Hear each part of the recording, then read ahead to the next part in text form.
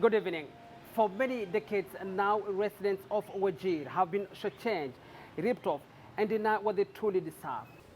Ancient Kenya power generators still provide or still feed power grid to this fundamental business hub and trade artery linking three countries, which is Kenya, Ethiopia, and Somalia. The region has been plowed by frequent power blackout, with crucial institutions like hospitals equally affected. Even more, the dream of tap water remains just that. Wajir County has no water pipe system, forcing locals or residents to rely on boreholes since independence. And yet, since the event of devolution nearly a decade ago, many of these problems persist. Tonight, the county boss is in hot seat as we take him on and interrogate on issues that might be holding the county hostage. This is Head to Head.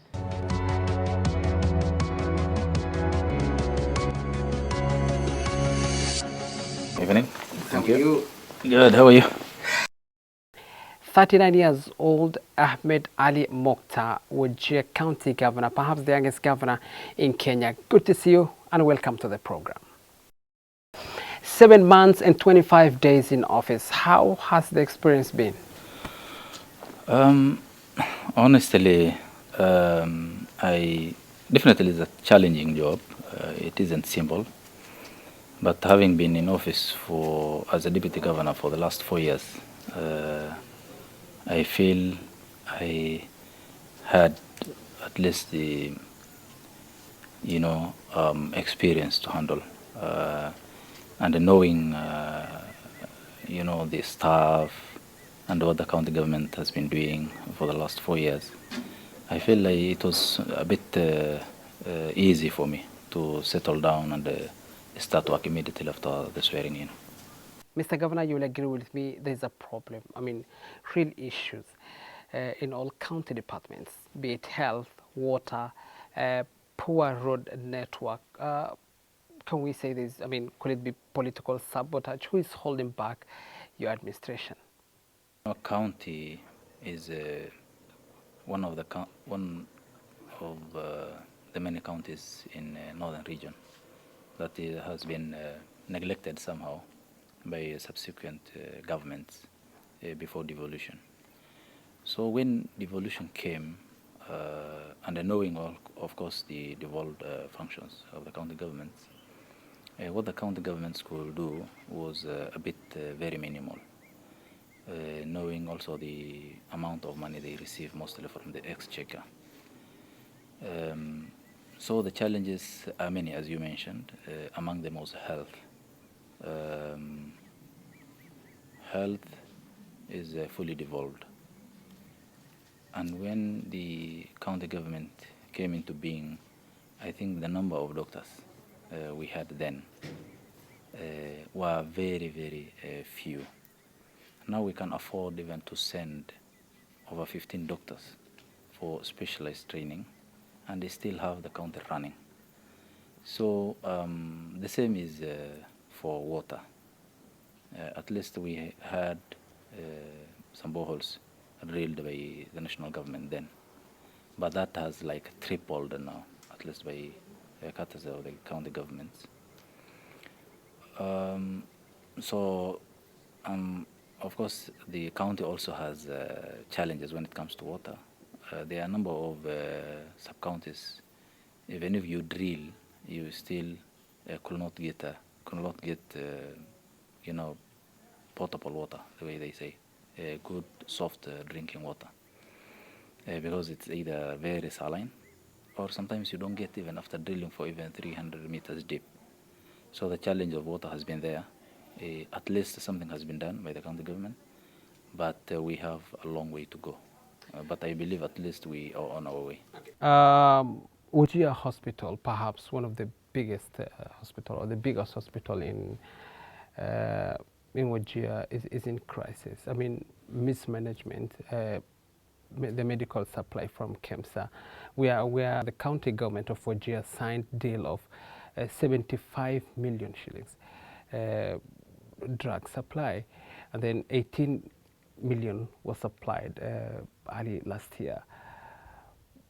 Where does this drug go to? Because people, I mean, patients are being sent out there to look for treatment at, private hospitals? Definitely, and that's why I made changes early this week. I think on Monday, I changed all the top most management of the health department, not only in the referral hospital, but the whole Department of Health. So I believe now we have competent men and women who can deliver. Before a month, we were the only county that had zero balance with KEMSA. We paid all our debts with KEMSA. The problems of KEMSA are there. You order for drugs and of course non-pharmaceuticals, and what you receive is like a 60% of the order most of the time, because they don't have even their stock. So sometimes what causes the shortage of drugs and other essential items in the hospitals is because the only or the sole organization that supplies drugs to the counties doesn't have them. So when I have cleared all my bills with KEMSA, I have made the order on the right time and I don't receive them. It's still an issue that I should address, but sometimes it's not my cause. We were in the hospital today. The media reported that there were 4 babies died at the hospital. But again, when we talked to the doctor, he said it has nothing to do with the electricity. I mean, that was a natural death. What is the response? What was reported first, let me just go to what was reported, and it was circulated widely in both the social media and some serious, TV channels that can somehow now be said to act as, purveyors of disinformation, because what they have been reporting was purely not the truth. It is very, very unfortunate when you lose, children in hospitals. But what was reported was purely false. We haven't lost any kid in the incubators. We had a blackout, it is true. That is a fact. We are actually used to it. We have been having the same for the last few years. But what happened was the blackout or the rationing by KPLC happened when we had the old, generator in the hospital malfunctioning. So as we were repairing, the blackout happened. So we had an hour or so of, power blackout in the hospital. This could not cause the death of a child. Why? Because we had a small backup generator in the incubator, and we had, that is the maternity, and we had another one even in what they call for the ward for the children. So we had 2 small generators as backup. Even if the bigger one failed, we had the special ones for this. So what was reported was totally not true. Tonight, as we speak, we have the KPLC power, and we have the new generator we installed. Let's talk a bit about the water crisis in Wajir. There's a serious water problem in Wajir, not only in sub-counties, but also Wajir town. We have Wajir Wasco, a private company that deals with water. We have Northern Water Board Services. Where is the problem? First, Wajir Wasco is not a private company. It's a company owned by the county, wholly owned actually by the county. And they are to provide water to the urban center, mostly Wajir town, and of course other urban centers like Upper Swin. And the water issue mostly for Wajir town is because we have been relying on shallow wells, and knowing the frequency of the droughts, the shallow wells got depleted. If it doesn't rain and they don't get replenished, then the supply of water will be erratic and will be a problem to all.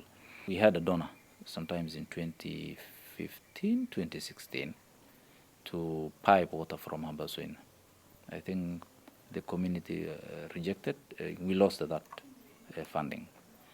We still have another plan where we received money from the World Bank to at least solve the water issues in Wajir, at least temporarily.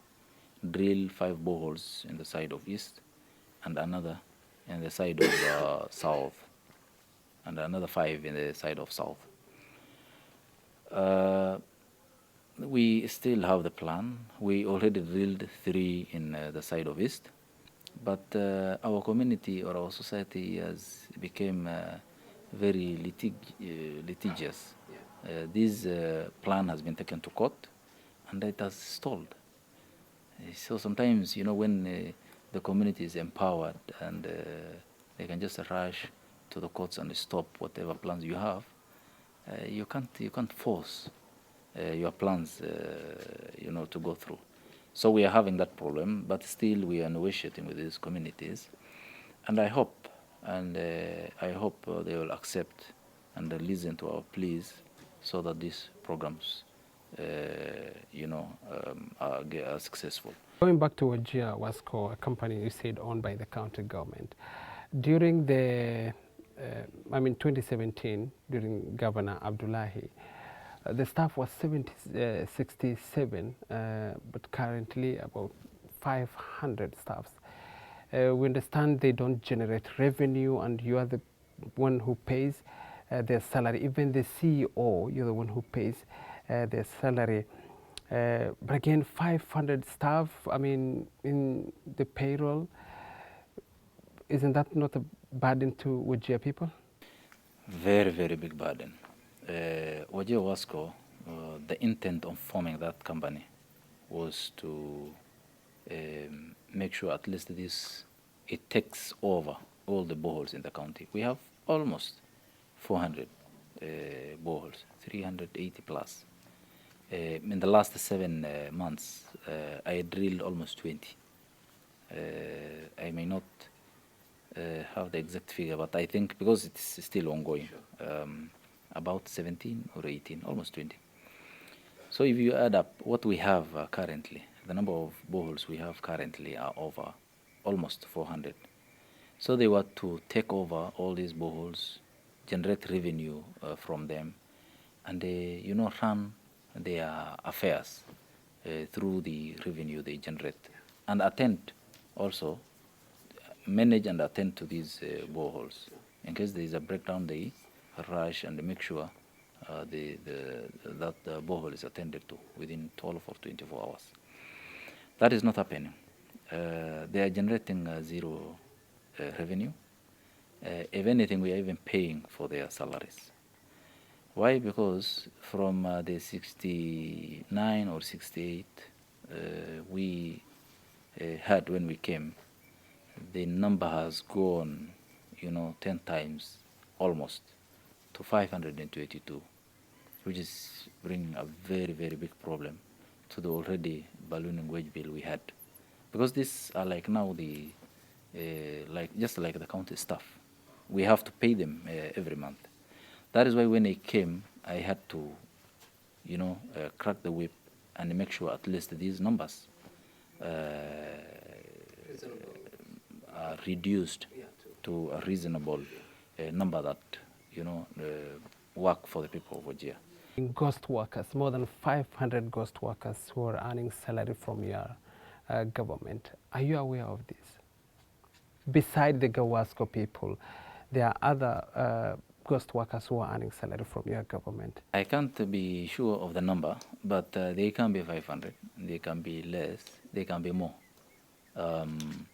And since I came, actually, we have been going to every department and making sure at least people at their places of work. In, for example, the health sector, where I have been most, we had about 16 most of them nurses, who are not at their workstation. Some reportedly who have not been at their workstation for the last 6 or so months. And they were earning salary? So, yes. So we had to stop their salary. When did this happen? In the last 4 years. In the last 4 years. And by the way, with the help of the board, that is the county public service board, we are soon engaging an HR audit, and we will make sure at least even we do verification of the certificates of those working in the county, because a number of places where it was done, it was, it reduced the wage bill of the counties or other places by almost 30%. If found guilty, people to court because they have been earning salary which were not meant for them. Honestly, we'll consult our county attorney on that. All right, let's talk about the pending bills. I mean, the suppliers and the contractors litigated the county government. I mean, they took county government to court over the pending bills. Some were complaining they have not been paid for 2 years. Some were saying 3 years. Are you fixing this anytime soon? Pending bills is a big challenge to me and to the county government of Wajir now. It is true, a good number of the contractors went to court around early this year, early the financial year, around June, July, August there. Bills, if we consider only the files that were taken to the Auditor General, when he sent a team here to do verification, in the face value, if we only look at the files, it was worth 4.5 billion, and that excludes the year that just ended. That is 2020, 2021. That I came at its tail end. So definitely, it's not something we can handle. It's not something we can pay and clear, but at least we budgeted a huge chunk of our current budget to clear part of the pending bills. We have almost 1.4 billion set aside to take care of that. So I think the rest will be budgeted for in subsequent budgets, but it is a headache. The projects and the pending bills have also to be verified. We just recently formed a team to go around the county to verify whether these projects really exist. Maybe this week, because I'm told there is plan. Can you give hope to people maybe when you're paying? Because it depends with the release, We have got a notification of receiving something already. If that happens, definitely we'll pay at least a percentage. Let's talk about the court case.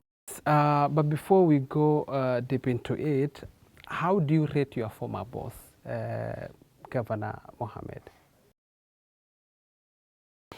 Well, definitely a moment that you have been all waiting for. How will he respond to that question? Let's have a quick commercial break. We'll be back in a moment.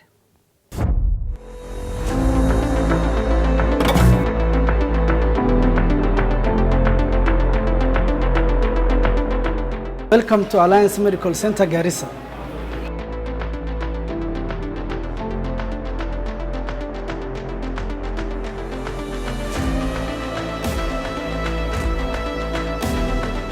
Welcome to our molecular lab. So in this lab, you'll find the PCR machine. This machine does a lot of tests. PCR first stands for polymerase chain reaction. It amplifies small genes so that we can detect diseases earlier and give prompt treatment. This is the only PCR machine in the whole of Northeastern region. So welcome to our lab. In this lab, we do serology tests, we do biochemistry tests, we do hematology tests. Additionally, we have some tests which were not there previously. Some of these tests, we get referrals from other facilities to perform these tests. And these are very important tests Right now we can detect anyone with myocardial infarction. Within few minutes we can know what's going on and treat the patient promptly. The DKA, we can also detect the blood gases and deal with diabetic ketoacidosis, which is a very severe case. There is one of the diabetic complications, and we can treat it promptly also. At Alliance Medical Center, we have a very capable personnel who work tirelessly to ensure patient comfort and satisfaction. We receive referrals from the neighboring counties and also countries, for example, the neighboring Ethiopia and Somalia. We have a very well-equipped theater where we have the modern equipments. We host the best surgeons in the country to perform general surgical procedures and also maternity procedures.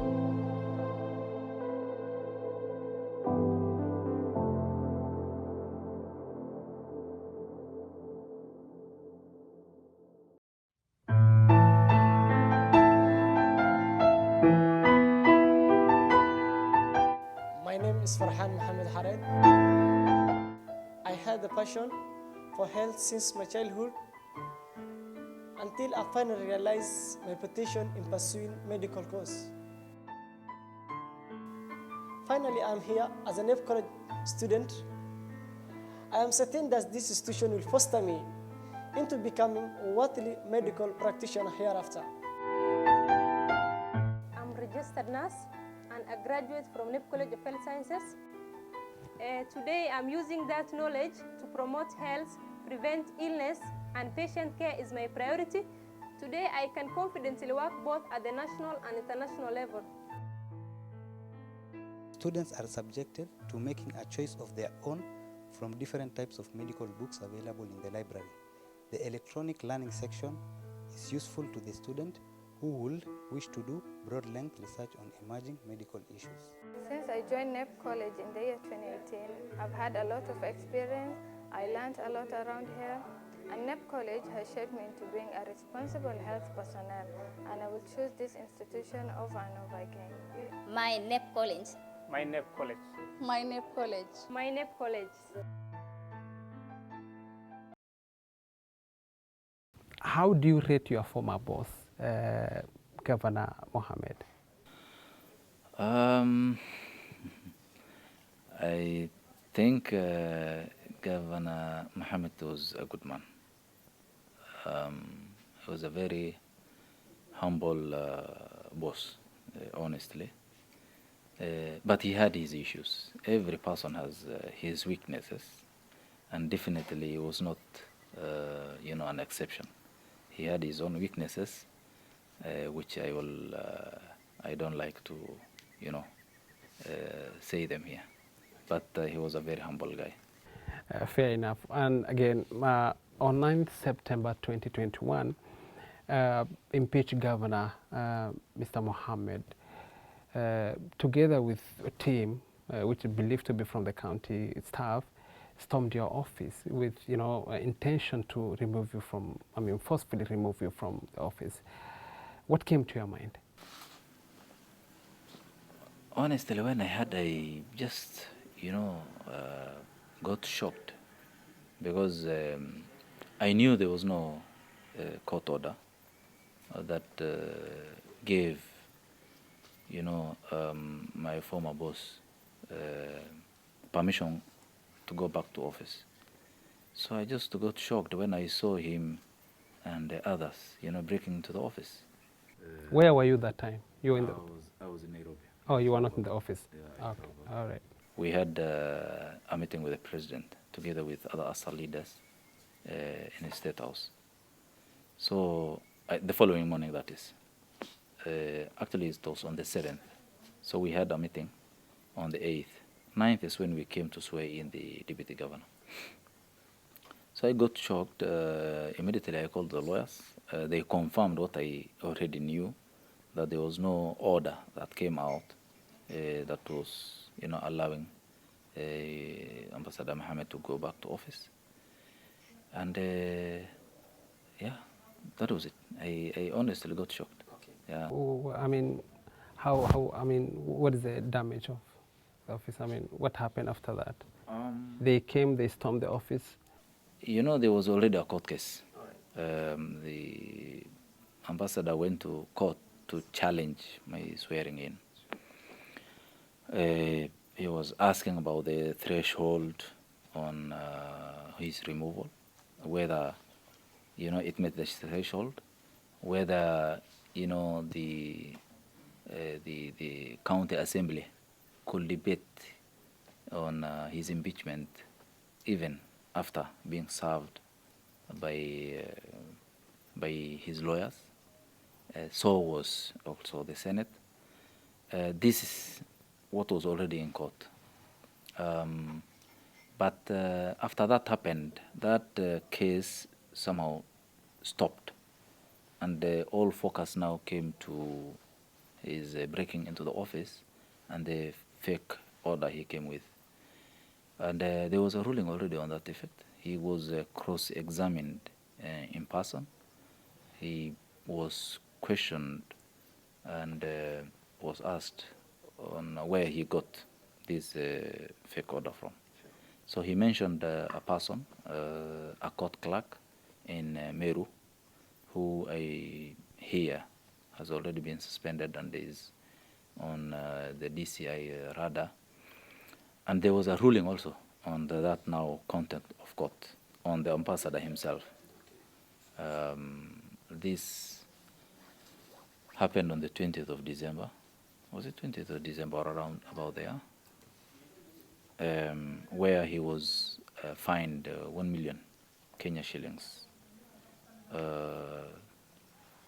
on default of which he was to serve 6 months in jail. So I don't know whether he paid, but that was the ruling. I can even share if you need a copy of the ruling. On 27th, I mean, next week, January 2022, the Meru High Court will do the final ruling. Are you feeling any jitters ahead of the ruling? Are you worried? It can go either way, but again, are you feeling any jitters ahead of the ruling? Definitely not. First, this is something in front of the court, so I can't predict. Sure. I can't know how it will go, but definitely something I believe is 50-50.